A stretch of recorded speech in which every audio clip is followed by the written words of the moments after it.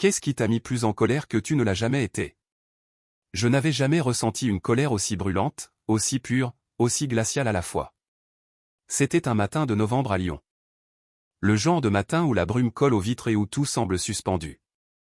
Je me rendais à mon atelier, persuadé que la journée serait comme les autres longue, monotone, mais tranquille.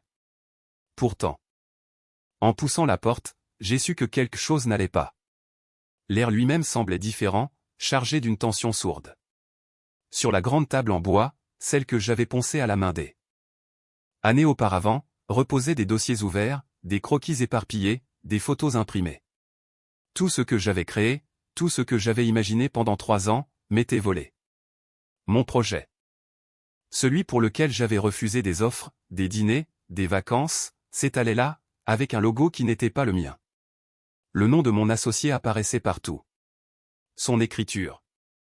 Son sourire sur les photos de presse, ses mots copiés sur mes notes. J'ai senti une chaleur monter dans ma poitrine, puis un froid si violent qu'il m'a figé. Mon cœur battait lentement.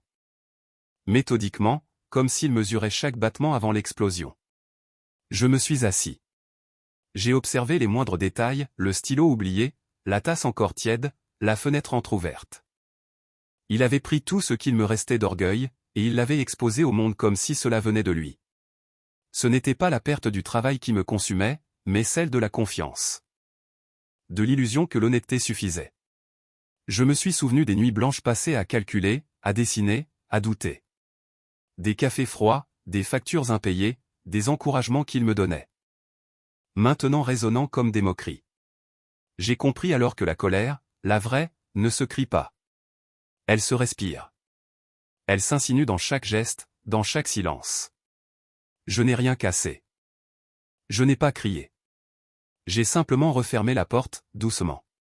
Dans la rue, la pluie commençait à tomber, fine et insistante, lavant les pavés comme pour tout effacer. Les passants avançaient vite. Sans me voir. J'ai marché sans but, les mains dans les poches, jusqu'au Rhône.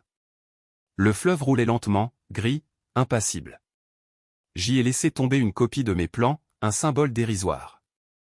Peut-être, mais nécessaire. Puis j'ai compris que je ne pouvais pas effacer ce qu'il m'avait pris mais je pouvais recommencer, autrement. Cette colère, au lieu de me brûler, m'a construit.